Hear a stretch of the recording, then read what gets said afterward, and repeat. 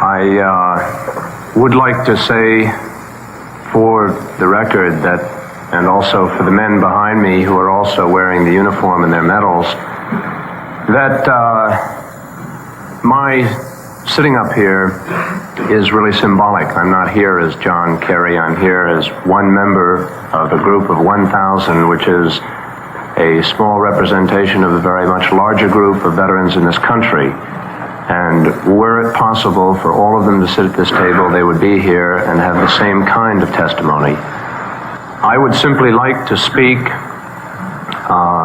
in very general terms. I apologize if my statement is general, because I received notification yesterday you would hear me, and I'm afraid because of the injunction I was up most of the night and haven't had a great deal of chance to prepare. I would like to talk representing all those veterans and say that several months ago in Detroit, we had an investigation at which over 150 honorably discharged and many very highly decorated veterans testified to war crimes committed in Southeast Asia.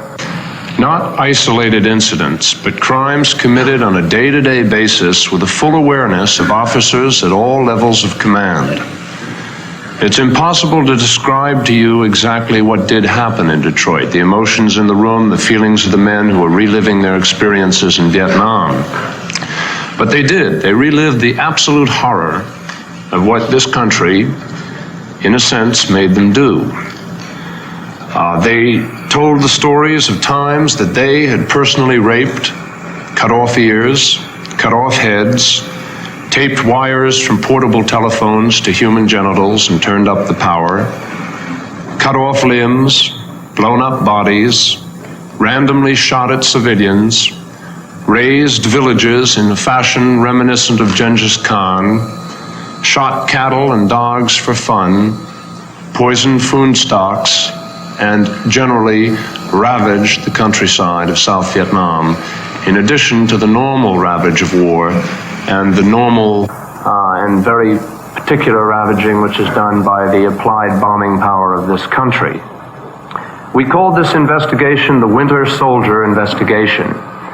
The term Winter Soldier is a play on words of Thomas Paine's in 1776 when he spoke of the sunshine patriot and summertime soldiers who deserted at Valley Forge because the going was rough. And we who've come here to Washington have come here because we feel we have to be winter soldiers now. We could come back to this country and we could be quiet. We could hold our silence. We could not tell what went on in Vietnam. But we feel because of what threatens this country, the fact that the crimes threaten it, not reds and not redcoats, but the crimes which we're committing are what threaten it. And we have to speak out. I would like to talk to you a little bit about what the result is of the feelings these men carry with them after coming back from Vietnam. The country doesn't know it yet, but it's created a monster in the form of millions of men who have been taught to deal and to trade in violence, and who are given the chance to die for the biggest nothing in history. Men who have returned with a sense of anger and a sense of betrayal which no one has yet grasped. As a veteran and one who feels this anger, I'd like to talk about it. We're angry because we feel we have been used in the worst fashion by the administration of this country. In 1970, at West Point, Vice President Agnew said, "Some glamorize the criminal misfits of society while our best men die in Asian rice paddies to preserve the freedoms which those misfits abuse." And this was used as a rallying point for our effort in Vietnam. But for us, his boys in Asia, whom the country was supposed to support, his statement is a terrible distortion from which we can only draw a very deep sense of revulsion, and hence the anger of some of the men who are here in Washington today. It's a distortion because we in no way considered ourselves the best men of this country, because those he calls misfits were standing up for us in a way that nobody else in this country dared to. Because so many who have died would have returned to this country to join the misfits in their efforts to ask for an immediate withdrawal from South Vietnam. Because so many of those best men have returned as quadriplegics and amputees, and they lie forgotten in Veterans Administration's hospitals in this country, which fly the flag which so many have chosen as their own personal symbol. And we cannot consider ourselves America's best men when we were ashamed of and hated what we were called on to do in Southeast Asia. In our opinion, and from our experience, there is nothing in South Vietnam, nothing which could happen that realistically threatens the United States of America. And to attempt to justify the loss of one American life in Vietnam, Cambodia, or Laos by linking such loss to the preservation of freedom, which those misfits supposedly abuse, is to us the height of criminal hypocrisy. And it's that kind of hypocrisy which we feel has torn this country apart. We are probably much more angry than that, and I don't want to go into the foreign policy aspects because I'm outclassed here. I know that all of you have talked about every possible alternative to getting out of Vietnam. We understand that. We know that you've considered the seriousness of the aspects to the utmost level, and I'm not going to try and deal on that. But I want to relate to you the feeling which many of the men who've returned to this country express. Because we are probably angriest about all that we were told about Vietnam and about the mystical war against communism. We found that not only was it a civil war, an effort by a people who had for years been seeking their liberation from any colonial influence whatsoever, but also we found that the Vietnamese, whom we had enthusiastically molded after our own image, were hard put to take up the fight against the threat we were supposedly saving them from. We found that most people didn't even know the difference between communism and democracy. They only wanted to work in rice paddies, without helicopters strafing them, and bombs with napalm burning their villages and tearing their country apart. They wanted everything to do with the war, particularly with this foreign presence of the United States of America, to leave them alone in peace. And they practiced the art of survival by siding with whichever military force was present at a particular time, be it Viet Cong, North Vietnamese, or American. We found also that all too often American men were dying in those rice paddies for want of support from their allies. We saw firsthand how monies from American taxes was used for a corrupt dictatorial regime. We saw that many people in this country had a one-sided idea of who was kept free by our flag, as blacks provided the highest percentage of casualties. We saw Vietnam ravaged equally by American bombs, as well as by search and destroy missions, as well as by Viet Cong terrorism. And yet we listened while this country tried to blame all of the havoc on the Viet Cong. We rationalized destroying villages in order to save them. We saw America lose her sense of morality as she accepted very coolly a My Lai and refused to give up the image of American soldiers that hand out chocolate bars and chewing gum. We learned the meaning of free fire zones, shoot anything that moves, and we watched while America placed a cheapness on the lives of Orientals. We watched the United States falsification of body counts. In fact, the glorification of body counts. We listened while month after month we were told the back of the enemy was about to break. We fought using weapons against Oriental human beings with quotation marks around that. We fought using weapons against those people which I do not believe this country would dream of using were we fighting in a European theater, or let us say a non-third world people theater. And so we watched while men charged up hills because a general said that hill has to be taken. And after losing one platoon or two platoons, they marched away to leave the hill for the reoccupation of the North Vietnamese. Because we watched pride allow the most unimportant of battles to be blown into extravaganzas. Because we couldn't lose, and we couldn't retreat. And because it didn't matter how many American bodies were lost to prove that point. And so there were Hamburger Hills and caissons and Hill 881s and Firebase 6s and so many others. And now we're told that the men who fought there must watch quietly while American lives are lost so that we can exercise the incredible arrogance of Vietnamizing the Vietnamese. Each day,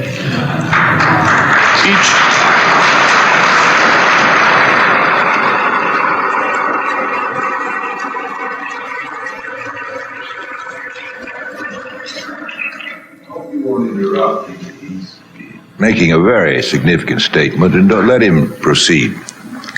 Each day, to facilitate the process by which the United States washes her hands of Vietnam, someone has to give up his life, so that the United States doesn't have to admit something that the entire world already knows, so that we can't say that we've made a mistake.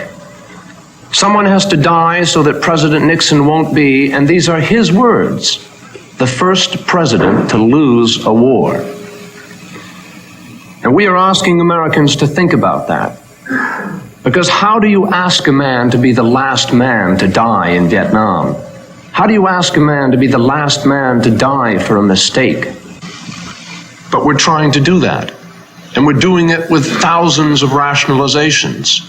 And if you read carefully the president's last speech to the people of this country, you can see that he says and says clearly, but the issue, gentlemen, the issue is communism. And the question is whether or not we will leave that country to the communists or whether or not we will try to give it a hope to be a free people. But the point is they're not a free people now. Under us, they're not a free people. And we cannot fight communism all over the world, and I think we should have learned that lesson by now. But the problem of veterans goes beyond this personal problem. Because you think about a poster in this country with a picture of Uncle Sam, and the picture says, "I want you." And a young man comes out of high school and says, "That's fine, I'm going to serve my country." And he goes to Vietnam and he shoots and he kills and he does his job. Or maybe he doesn't kill, maybe he just goes and he comes back. And when he gets back to this country, he finds that he isn't really wanted. Because the largest unemployment figure in the country, it varies depending on who you get it from, the Veterans Administration, 15%, various other sources, 22%, but the largest figure of unemployed in this country are veterans of this war. And of those veterans, 33% of the unemployed are black. That means 1 out of every 10 of the nation's unemployed is a veteran of Vietnam. The hospitals across the country won't or can't meet their demands. It's not a question of not trying, they haven't got the appropriations. A man recently died after he had a tracheotomy in California. Not because of the operation, but because there wasn't enough personnel to clean the mucus out of his tube and he suffocated to death. Another young man just died in a New York VA hospital the other day. A friend of mine was lying in a bed 2 beds away and tried to help him. But he couldn't. They rang a bell and there was no one there to service that man. And so he died of convulsions. 57%, I understand 57% of all those entering VA hospitals talk about suicide. And some 27% have tried. And they try because they come back to this country and they have to face what they did in Vietnam, and then they come back and find the indifference of a country that doesn't really care. That doesn't really care. And suddenly we're faced with a very sickening situation in this country because there's no moral indignation. And if there is, it comes from people who are almost exhausted by their past indignancies, and I know that many of them are sitting in front of me. The country seems to have lain down and accepted something as serious as Laos. Just as we calmly shrugged off the loss of 700,000 lives in Pakistan, the so-called greatest disaster of all times. We are here as veterans to say that we think we are in the midst of the greatest disaster of all times now, because they are still dying over there, and not just Americans, Vietnamese. And we are rationalizing leaving that country so that those people can go on killing each other for years to come. Americans seem to have accepted the idea that the war is winding down. at least for Americans. And they have also allowed the bodies which were once used by a president for statistics to prove that we were winning this war to be used as evidence against a man who followed orders and who interpreted those orders no differently than hundreds of other men in South Vietnam. We veterans can only look with amazement on the fact that this country has not been able to see that there's absolutely no difference between a ground troop and a helicopter crew. And yet people have accepted a differentiation fed them by the administration. No ground troops are in Laos, so it's all right to kill Laotians by remote control. But believe me, the helicopter crews fill the same body bags, and they wreak the same kind of damage on the Vietnamese and Laotian countryside as anyone else. And the president is talking about allowing that to go on for many years to come. And one can only ask if we will really be satisfied when the troops march into Hanoi. We are asking here in Washington for some action. Action from the Congress of the United States of America, which has the power to raise and maintain armies, and which by the Constitution also has the power to declare war. We've come here not to the president, because we believe that this body can be responsive to the will of the people, and we believe that the will of the people says that we should be out of Vietnam now. We're here in Washington also to say that the problem of this war is not just a question of war and diplomacy. It's part and parcel of everything that we are trying as human beings to communicate to people in this country. The question of racism, which is rampant in the military, and so many other questions also. The use of weapons, the hypocrisy in our taking umbrage in the Geneva Conventions and using that as justification for a continuation of this war, when we are more guilty than any other body of violations of those Geneva Conventions. In the use of free fire zones, harassment interdiction fire, search and destroy missions, the bombings, the torture of prisoners, the killing of prisoners, accepted policy by many units in South Vietnam. That's what we're trying to say. It's part and parcel of everything. An American Indian friend of mine who lives on the Indian nation of Alcatraz put it to me very succinctly. He told me how as a boy on an Indian reservation he had watched television, and he used to cheer the cowboys when they came in and shot the Indians. And then suddenly one day he stopped in Vietnam and he said, "My God, I'm doing to these people the very same thing that was done to my people." And he stopped. And that's what we're trying to say, that we think this thing has to end. We're also here to ask, we are here to ask, and we're here to ask vehemently, where are the leaders of our country? Where is the leadership? We're here to ask, where are McNamara, Barstow, Bundy, Kilpatrick, and so many others? Where are they now that we, the men whom they sent off to war, have returned? These are commanders who have deserted their troops, and there is no more serious crime in the law of war. The Army says they never leave their wounded. The Marines say they never leave even their dead. These men have left all the casualties and retreated behind a pious shield of public rectitude. They've left the real stuff of their reputations bleaching behind them in the sun in this country. And finally, this administration has done us the ultimate dishonor. They have attempted to disown us and the sacrifices we made for this country. In their blindness and fear, they have tried to deny that we are veterans or that we served in Nam. We do not need their testimony. Our own scars and stumps of limbs are witness enough for others, and for ourselves, we wish that a merciful God could wipe away our own memories of that service, as easily as this administration has wiped their memories of us. But all that they have done, and all that they can do by this denial, is to make more clear than ever our own determination to undertake one last mission, to search out and destroy the last vestige of this barbaric war, to pacify our own hearts to conquer the hate and fear that have driven this country these last 10 years and more. And more.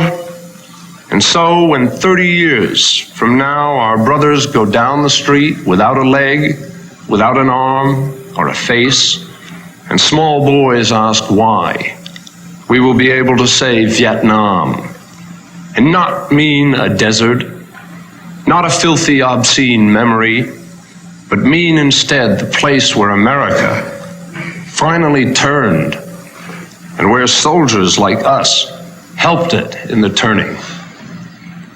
Thank you.